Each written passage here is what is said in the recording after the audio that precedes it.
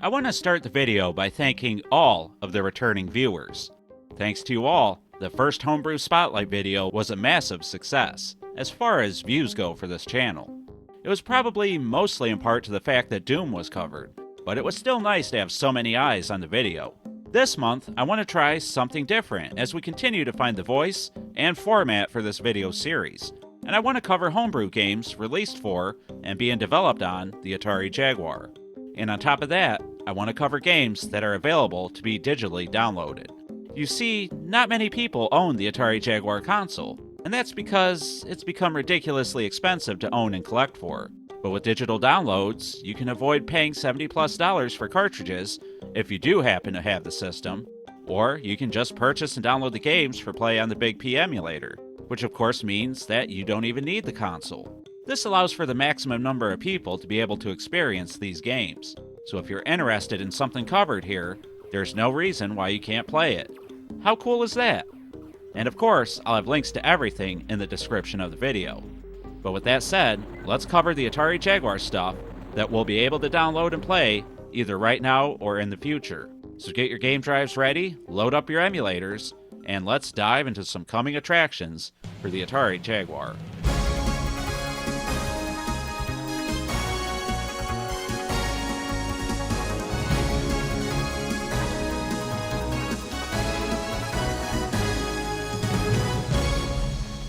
I mentioned it a few times on the channel, but one of the most exciting projects being worked on is True Fun Games' port of Mortal Kombat. It's a one-man operation, and you can follow his progress over on his YouTube channel. But his goal appears to be developing the most arcade-accurate version of Mortal Kombat possible. And kudos to him for giving the console so much love and care. True Fun Games has a Patreon where you can support him for $10 a month. And in exchange, you'll get updates on the project before anybody else, along with a mention in the credits for the game. But most importantly, you get access to the most recent alpha of the Mortal Kombat Jaguar port. Now, in its current state, it's a bit bare bones, but again, this is an alpha. You can select most of the characters and play on a few different levels, but the special moves and fatalities are absent. Still, it's cool to see what could have been on the Jaguar had it been more popular. I'll have links to True Fun Games' Patreon in the description if you want to support the project and get access to the ROM files as he continues to do his work.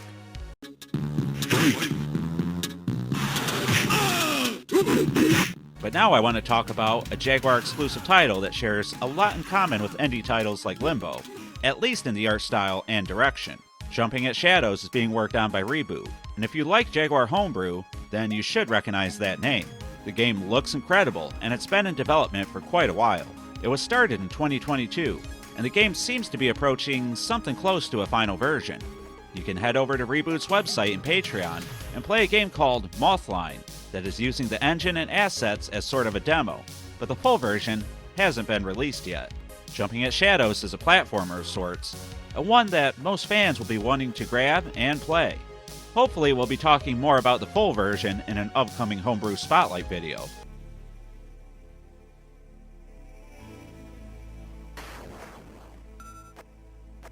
Tenebra and Tenebra 2 are two games that you can pick up over at Haplo's itch.io page right now. And they are not only fun, but also free to download and play. So you can head over to Reboot's website and follow the links to the files there, or go straight to his itch.io page. So if these games are completed and readily available, then why am I mentioning them in the coming attractions section? Well, because there's a cartridge version that's being worked on, and it's being sent out as we speak. But whether you signed up for the limited edition cartridges or not, these games are fun, addictive, and simple, that originated on retro computing platforms originally. Now in Tenebra, you control a little character who must attempt to escape each level by using torches and whatever other resources you can find. The game is simple looking, but challenging to play and surprisingly addictive. It's too late to get the limited cartridge release, but it's not too late to download and give this one a try. Heck, you can even download it and play it on the Atari 8-bits, ST, Amiga, Commodore 64, ZX Spectrum, and more. So there's no excuse not to seek out Tenebra and its sequel just to give it a go, and you might find yourself hooked to this game.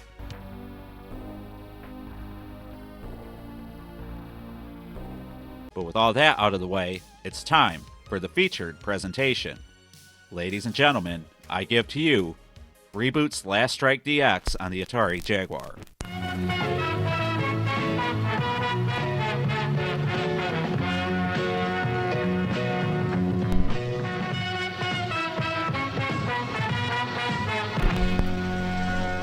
Last Strike was originally released on Atari Age for a physical cartridge back in 2020. It was created by Reboot, and I don't have to keep telling you that they are deeply involved with the Jaguar Homebrew community. But the physical release is a whopping $70, and as we discussed earlier, there aren't many people who own a console to begin with, and fewer still that are interested in homebrew and willing to pay that much. The Jaguar is sort of niche, so a lot of people weren't able to experience Last Strike. Reboot wisely decided to put out a digital-only version of the game for a much more affordable $30 price tag, and they called it Last Strike DX. This deluxe edition isn't very different from the original, to my understanding. There are some bug fixes, some gameplay improvements, and the biggest overall change seems to be the improved background graphics.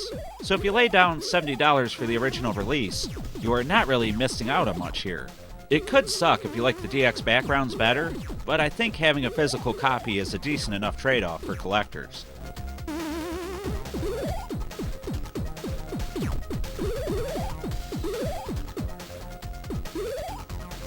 So with the digital release, more people can now experience the game via their game drive or even the BigP emulator, and they can still support the developers.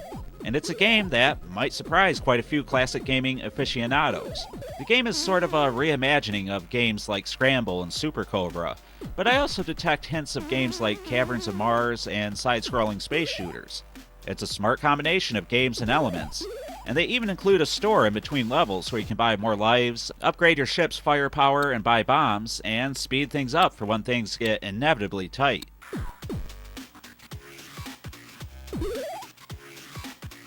If you're an Atari fan, a Jaguar fan, or even just a classic arcade fan, then I think you're going to really enjoy Last Strike DX. The weakest element, in my opinion, is the story. But the cutscenes are easily skippable and the story doesn't hinder this title at all. You could do a lot worse for $30, especially on the Atari Jaguar. So I can't recommend trying out Last Strike DX enough. As a matter of fact, I enjoy it so much so that I plan on doing a full review here on the channel sometime soon.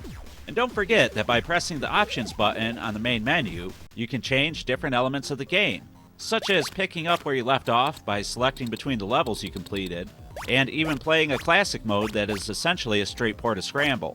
And it's just as challenging as those games were in the arcade, trust me.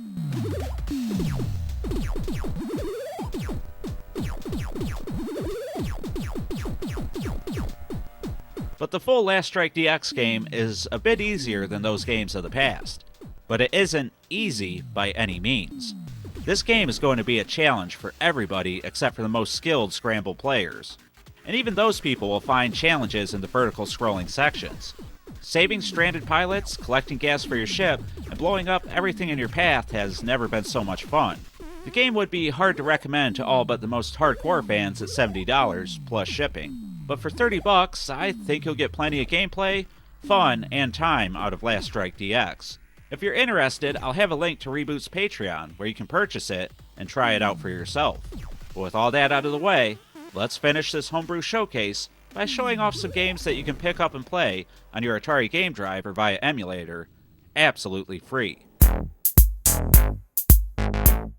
One thing that homebrew developers learned was that porting games between the ST and Jaguar is easy. Because of that, you can download and play a ton of ST ports, and many popular games have already been ported. I'll have a link in the description where you can download and play these games for free, and there are a ton more than what I'm going to mention here. A full list will be available on Atari Age, and again, it's linked in the description.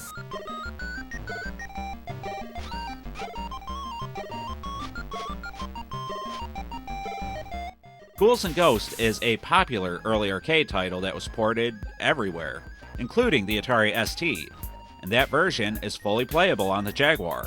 It's not bad, but it's also not my favorite. For the cost of a short download, I think it's worth trying out and playing. What might not be as much fun as Ghouls and Ghosts, unfortunately, is the port of Golden Axe.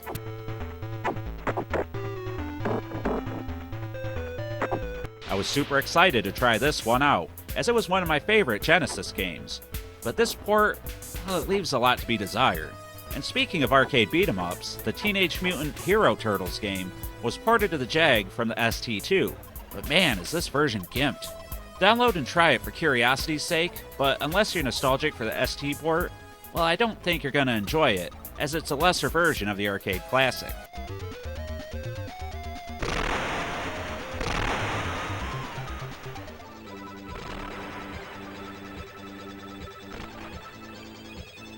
Now, R-Type and R-Type 2 are two ST ports that I found myself actually enjoying. And I think you might too, especially if you enjoy the Spotlight game in this video. But there are so many games ported from the ST that I couldn't try them all. So I wasn't able to play them yet for this video, but you can also grab and download 1943, Barbarian, Ninja Mission, Star Wars Arcade, and a ton more.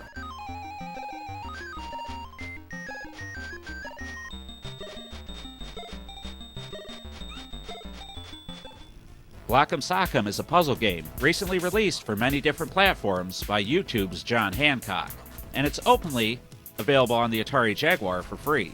You can download the full game and enjoy it for yourself, which was a nice gesture for Jaguar owners. The puzzle gameplay involves you throwing blocks upward towards the ceiling in an attempt to destroy similarly colored blocks, and then your block changes colors based on the last one it's touched. It's a little hard to get the hang of, but the game is enjoyable and full of charm. And free. And finally, you can grab a few more games for free from Reboot over at their website.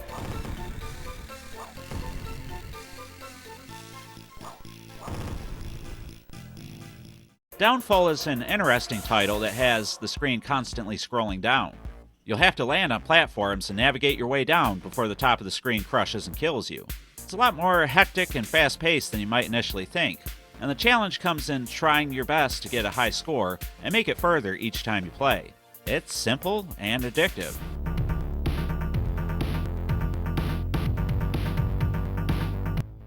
You can also download Superfly DX, and this one is for people who like challenging games that scroll horizontally rather than vertically.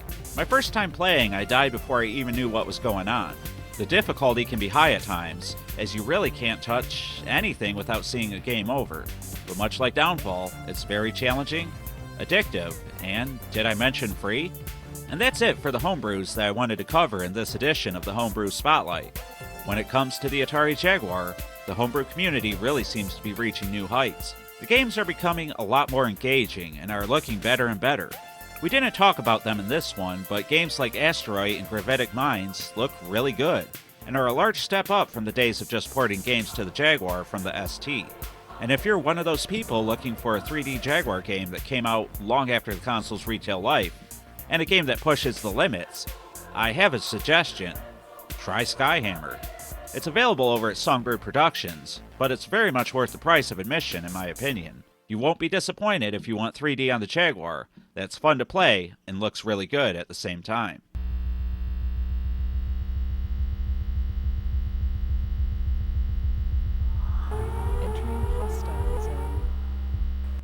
But with all that, it's time to wrap up this edition of the Homebrew Spotlight. Now it's time for us to hear from you. What Jaguar Homebrew games are your favorites? What homebrew should we feature on the channel next?